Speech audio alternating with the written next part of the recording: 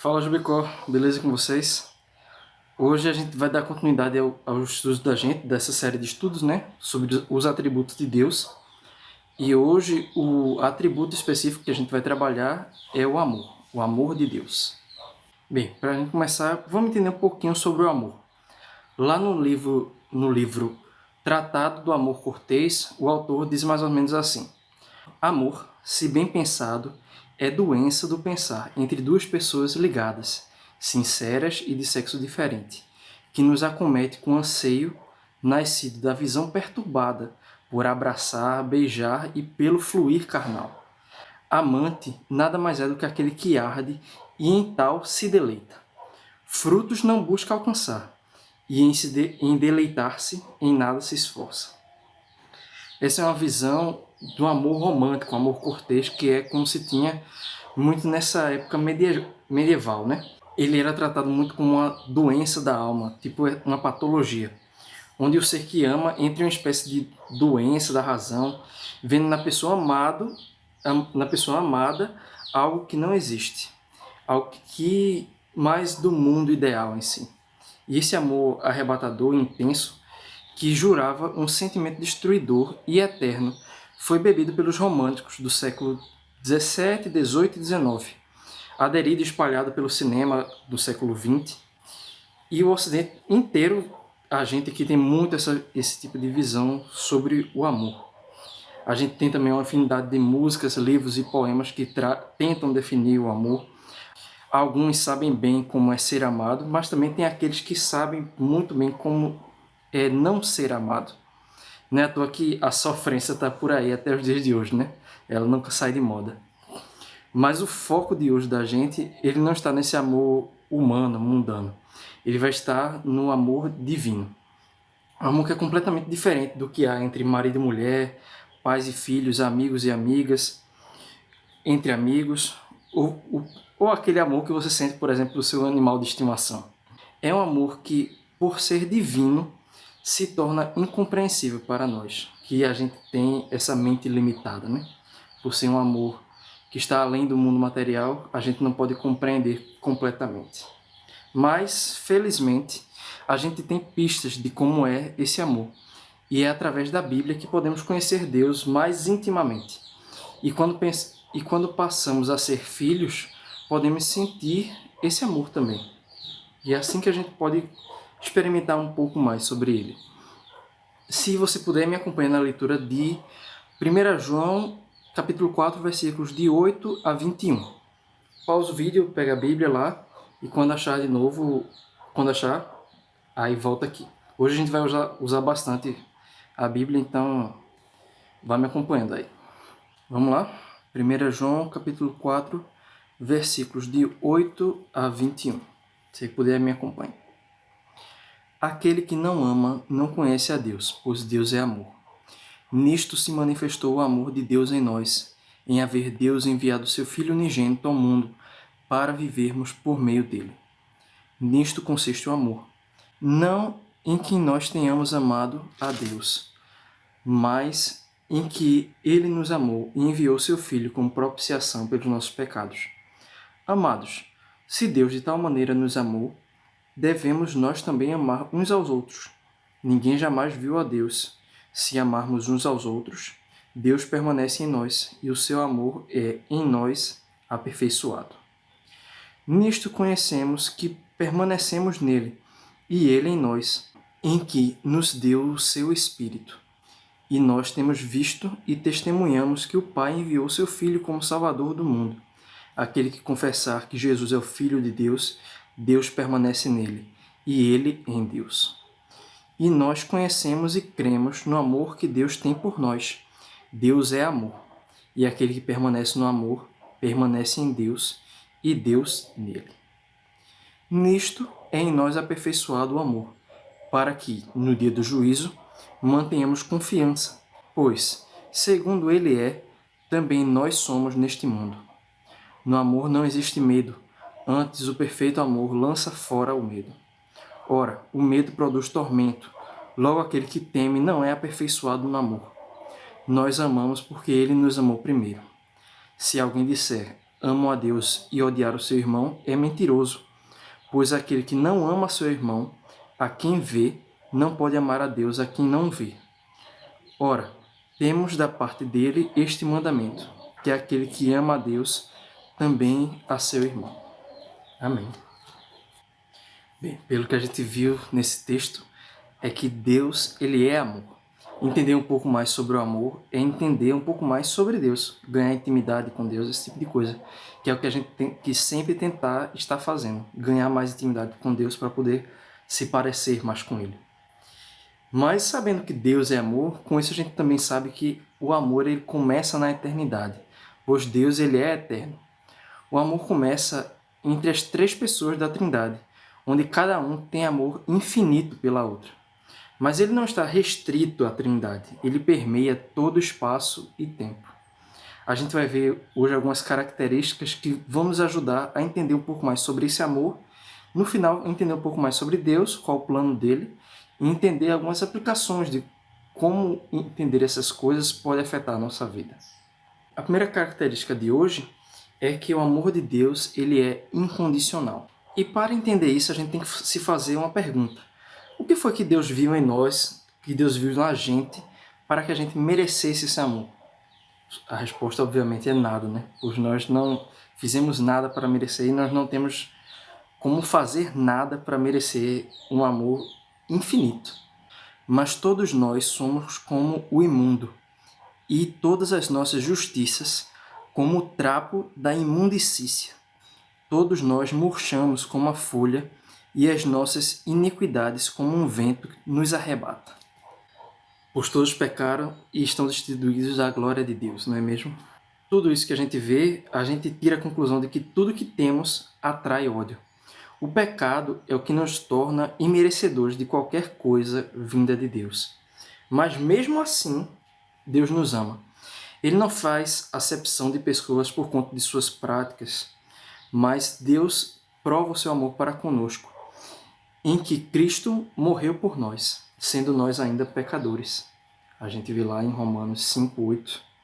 Não temos como explicar isso. Ele apenas escolheu nos amar e não podemos fazer nada a respeito.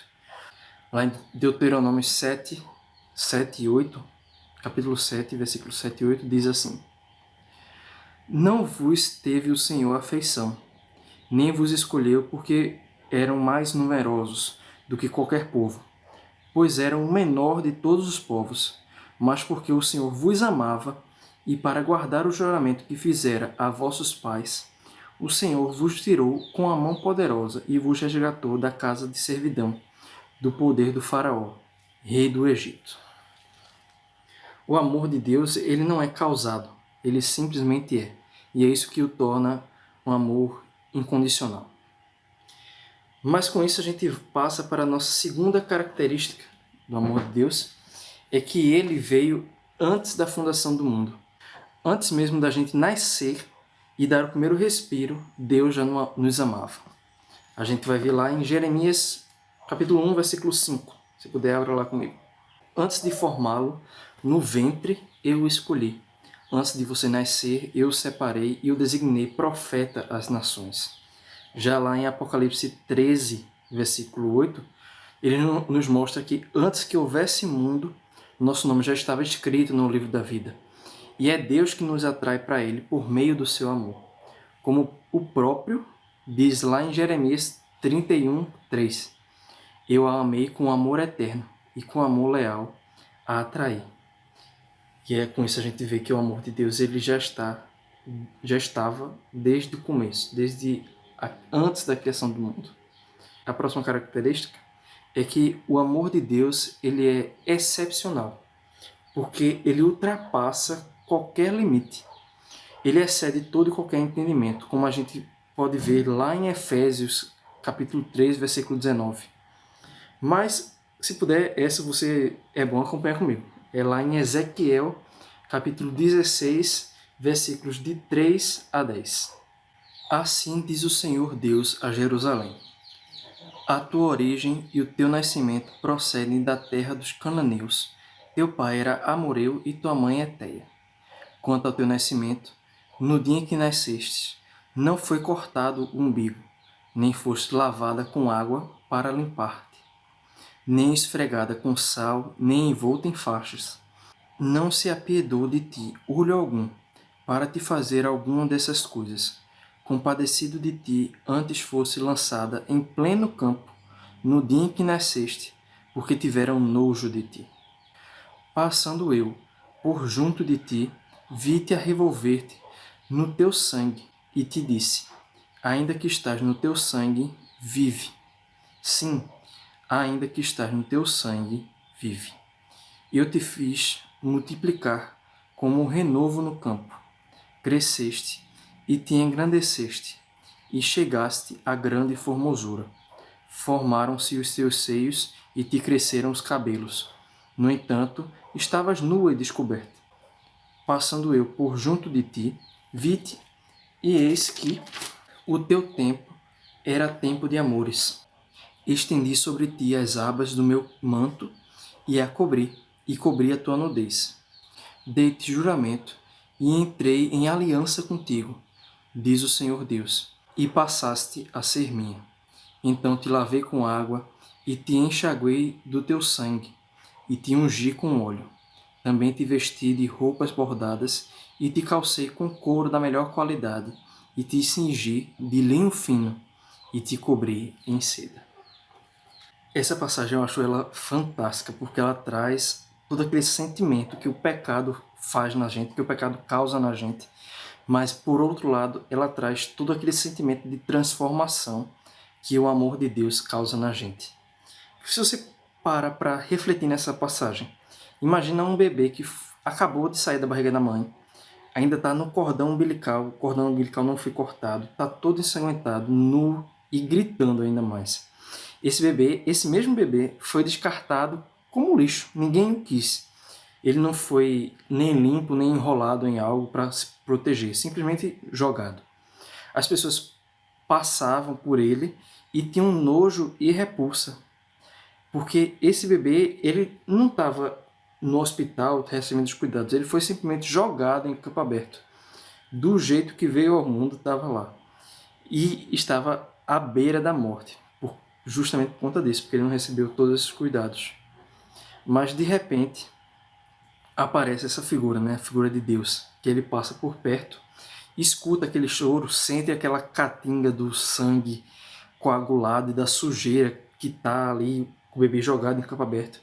Mas, apesar de tudo isso, ele vai lá, pega nos braços, limpa, perfuma, dá o que vestir, cuida e dá uma vida, dá a possibilidade de vida. E o amor de Deus supera tudo isso, tudo aquilo, toda aquela sujeira que o pecado causou, tudo isso que o pecado faz no nosso ser. O amor de Deus supera toda a nossa depravação. Seu amor nos transforma. Ele nos leva à maturidade por meio da nossa santificação. Ele justifica e salva. O amor de Deus é excepcional porque ele esculpe o caráter de Cristo em nós. Nossa próxima característica é que o amor de Deus é infinito. Deus em tudo é infinito. Sua essência enche os céus e a terra. Sua sabedoria não sofre nenhuma limitação. Ele conhece todas as coisas, do passado, presente e do futuro. Seu poder é ilimitado, pois não há dificuldade nenhuma grande o suficiente para Deus. Assim, dessa mesma forma, é o seu amor. O amor de Deus não tem limites. Há nele uma profundidade que ninguém consegue sondar. Há nele uma altitude que ninguém consegue escalar. Há nele uma largura e um comprimento que desdenhosamente desafiam qualquer medição, qualquer padrão de medição feito pela humanidade. Nenhuma língua pode expressar plenamente a infinidade do amor de Deus, e nenhum intelecto pode compreendê-lo, pois ele excede todo e qualquer conhecimento ou entendimento humano. As ideias mais amplas que a nossa mente finita possa conceber do amor divino estão infinitamente abaixo da sua verdadeira natureza. Nós, com o nosso conhecimento humano limitado, entendemos apenas uma fração, uma pequena fração do que é o amor de Deus para a gente. E é isso que torna o amor de Deus infinito. E por fim, a gente tem a maior expressão do amor de Deus, Cristo, o único capaz de pagar por nossos pecados. A gente não consegue entender completamente porque Cristo é a maior expressão do amor de Deus. Porque, como eu disse antes, nós não temos capacidade mental de entender perfeitamente a dimensão do amor de Deus, sendo Cristo a maior expressão dela. Nós já vimos que Cristo é uma das 3 pessoas presentes na Trindade. Ele esteve presente desde a eternidade junto com o Pai e o Espírito Santo, como diz lá em João 1:1. Como eu disse no começo desse vídeo aqui, o amor, ele nasce entre essas 3 pessoas da Trindade. E com isso a gente pode ver que Deus, ele é autossuficiente em amor. Ele não precisa do nosso amor ou da nossa adoração para se satisfazer, porque ele é plenamente perfeito com o amor que é sua essência. O amor estava desde o princípio e com isso ele é perfeito. Ele é perfeito em amor por conta disso. Deus cria a terra e toda a humanidade, à sua imagem e semelhança. Mas em retribuição a essa criação, o homem peca e mancha essa imagem de Deus, tornando-se assim incapaz de ter um relacionamento perfeito com o Criador. Aquele relacionamento que Adão tinha lá no começo, quando Deus criou Adão e Eva e Deus andava entre eles. Por conta do pecado, nós não podemos mais ter esse tipo de relacionamento. Mas a gente sabe também que Deus é justo.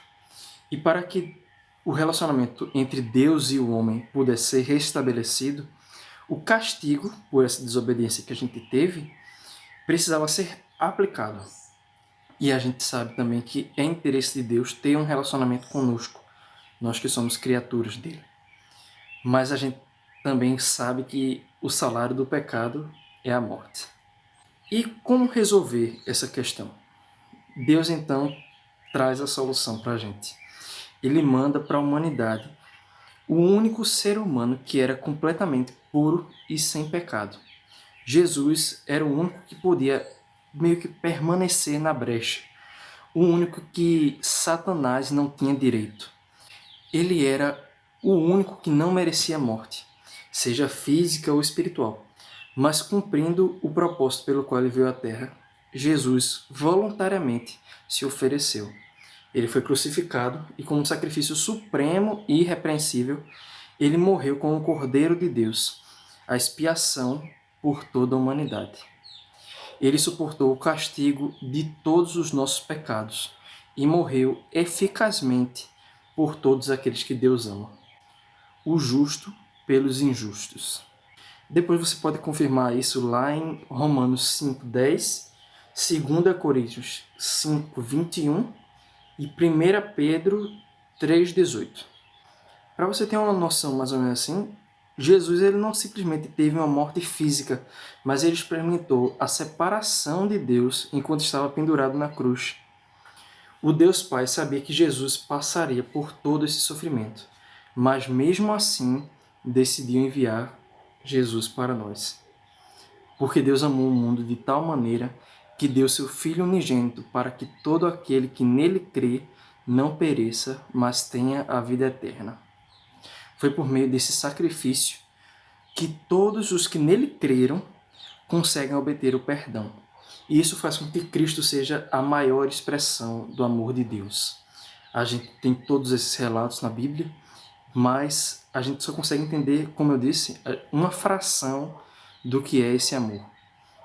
E Cristo veio aqui como expressão desse amor encarnado para nós. E tudo o que ele fez reflete esse amor de Deus. E como conclusão, sabendo de todas essas coisas que a gente já passou, eu separei 3 aplicações que a gente pode trazer para a nossa vida. A primeira aplicação é que Deus nos ama. Não há nada que a gente possa fazer para mudar esse tipo de pensamento de Deus. Não tem como fugir do amor de Deus. Já como segunda aplicação é que Cristo veio para que todo aquele que nele crê seja salvo. Nosso papel é reconhecer o sacrifício da cruz de Jesus e aceitar a salvação que ele nos oferece pela graça. Já a terceira aplicação que a gente pode trazer para a nossa vida é que, como eu disse antes, o amor de Deus transforma a nossa vida. Quando abraçamos esse amor, se torna nossa obrigação espalhar o amor de Deus para o mundo. A gente viu lá naquela série anterior sobre o livro Cristão Contagiante que a empatia, o sacrifício e a compaixão são características essenciais que demonstram aos outros o amor de Deus, sendo esse amor aquele que nos transformou. O amor de Deus, feito eu falei, ele tem essa capacidade de transformar nosso caráter. E é nossa obrigação refletir isso através desses 3 princípios que eu falei: empatia, sacrifício e compaixão.